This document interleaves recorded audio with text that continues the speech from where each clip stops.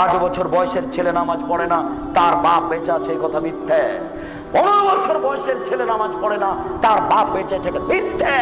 কাপুরুষকে, অযোগ্যকে, কাপুরুষকে, অযোগ্যকে আমি আব্দুর রাজ্জাক বাবা বলতে চাই না। আল্লাহ রাসূল তাকে বারবার বলেছেন, এ কাপুরুষ তুই বিবাহ করিস না। যোগ যেভাবে ঘুরে বউ সেভাবে চলে, এর নাম ক্ষমতা। যোগ যেভাবে ঘুরে বউ সেভাবে চলে, এর নাম ক্ষমতা। যোগ যেভাবে ঘুরে পরিবার সেভাবে চলে, এর নাম ক্ষমতা। তোর ক্ষমতা নেই, তুই বিবাহ করিস না। আল্লাহ রাসূল অনেককে নিষেধ করেছেন এভাবে। আবু যার গেফারি বলছেন, আল্লাহ নবী আমাকে একটু এলাকার নেতা করে দেন না। তখন আল্লাহ রাসূল বলছেন, হায় হায় আবু যার, তুমি করেছো কি? আরে নেতৃত্ব আমানত, তুমি তো দুর্বল মানুষ, তুমি পারবা না। নেতৃত্ব দিবে উমর, যে সকালকে সকাল করে দেখাতে পারে, বিকাল হবে না। যে বিকেলকে সকাল করবে না, বিকেল করে রাখবে, যার নাম উমর। যার কথা শুনলে বনের পশু কাঁপে,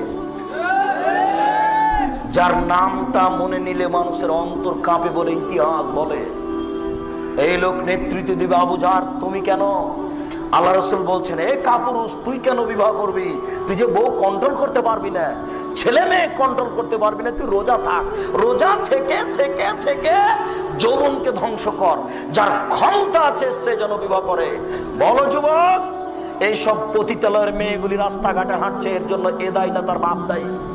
বলো যুবক, আজকে গ্রামে গার্মেন্টসে হাজারো হাজার নারী, এর নাম জেনার আস্তানা, হাজারো হাজার লক্ষ কোটি নারী নির্দ্বিধায় জেনা করছে। বলো এর জন্য কে দায়ী? ওর বাপ দায়ী, ওর বাপ দায়ী। কাপুরুষের বিবাহ করা ঠিক হয়নি। কাপুরুষের উচিত ছিল ভিক্ষা করে ছেলে মেয়েকে খাওয়ানো। কাপুরুষের কি উচিত ছিল? ভিক্ষা করে ছেলে মেয়েকে খাওয়ানো। কেন মেয়েকে এখানে পাঠালো?